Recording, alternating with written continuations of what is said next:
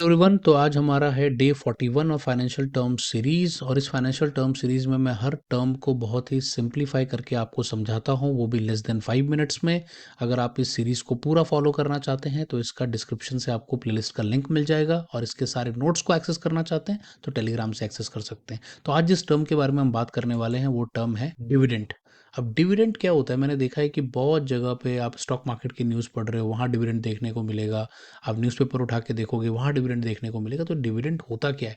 बहुत कॉमन सा वर्ड है, लेकिन बहुत सारे स्टूडेंट्स को पता ही नहीं होता। तो आज इसके बारे में डिटेल में बात करते हैं। तो एक डेली लाइफ एग्जांपल लेके समझते हैं भाई डिविडेंड होता क्या है। तो imagine you and your friend started a small cupcake business. मान लीजिए कि आपके और आपके दोस्तों ने मिलकर एक छोटा सा कपकेक का बिजनेस स्टार्ट किया, और सभी लोगों ने अपना अपना पैसा उसमें डाला टू स्टार्ट दैट बिजनेस। तो इसका मतलब कि सभी लोग उस कंपनी के या उस बिजनेस के शेयर होल्डर हो गए, क्योंकि उन्होंने अपना अपना पैसा उसमें डाला है। After a few months the business makes a profit of 1 lakh rupees. अब कुछ महीनों के बाद बिजनेस से अच्छा प्रॉफिट होता है और 1 लाख रुपए तक बिजनेस से हम कमाते हैं।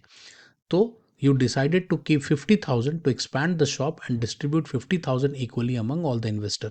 तो हम करते क्या है कि 1 लाख में से 50,000 तो हम रख लेते हैं एक्सपैंड करने के लिए बिजनेस को, और जो 50,000 रुपए थे उसको हम इक्वली डिस्ट्रीब्यूट कर देते हैं इन्वेस्टर्स में।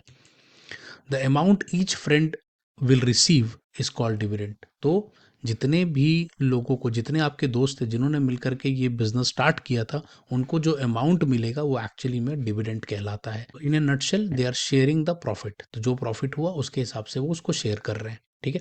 अब इसको थोड़ा सा फॉर्मली समझते हैं कि डिविडेंड क्या होता है। तो dividend is the portion of the company's profit that is decided to share it with the share holders. तो जब कंपनी प्रॉफिट बनाती है तो कंपनी उस प्रॉफिट को अपने शेयर होल्डर्स के साथ शेयर करती है, और उसी चीज़ को, जो अमाउंट लोगों को मिलता है, that is called dividend. It is like a reward for investing in the company. तो ये बेसिकली एक रिवॉर्ड की तरह होता है। आप किसी कंपनी में इन्वेस्ट करते हो और वो कंपनी जब ग्रो करती है तो आपको रिवॉर्ड देती है। कंपनी यूजुअली पे dividends in cash but sometimes also in extra shares. अब इसमें दो तरह से पेमेंट्स हो सकती हैं। या तो वो आपको कैश में पे कर देती है, या फिर वो आपको एक्स्ट्रा शेयर भी इशू करती है, जिसको हम स्टॉक डिविडेंड्स बोलते हैं। अभी डिफरेंट टाइप्स ऑफ डिविडेंड्स क्या होते हैं उसके बारे में थोड़ा डिस्कशन कर लेते हैं। तो पहला जो होता है that is called cash dividend. जब मैंने आपको अभी बताया कि डायरेक्टली मनी आपको कैश के फॉर्म में पे कर दी जाती है आपके अकाउंट्स में। दूसरा जो होता है दैट इज स्टॉक डिविडेंड, जब आपको कंपनी कैश नहीं देती बट आपको एडिशनल शेयर दे देती है इंस्टेड ऑफ कैश। तीसरा जो होता है वो होता है इंटरिम डिविडेंड। इंटरिम डिविडेंड मतलब declared during the financial year. Companies आपको मंथली या quarterly in between financial year वो कभी भी आपको दे सकती है, राइट। तो इंटरिम मतलब बीच में कभी भी अगर आपको डिविडेंड मिल गया तो समझ लो आपको इंटरिम डिविडेंड मिला। और चौथा मतलब फाइनल डिविडेंड। तो जब ईयर डिक्लेयर होता है, जब पूरा आपका खत्म होता है एक फाइनेंशियल ईयर, तब एजीएम जो अप्रूवल देता है उसके हिसाब से आपको डिविडेंड मिल जाता है। ठीक है। तो इंटरिम डिविडेंड एक इंपॉर्टेंट वर्ड है, क्योंकि ये भी बहुत जगहों पर आता रहता है और हर कंपनी इंटरिम डिविडेंड देती रहती है। बड़ी कंपनीज, खासकर ब्लू चिप कंपनीज, राइट।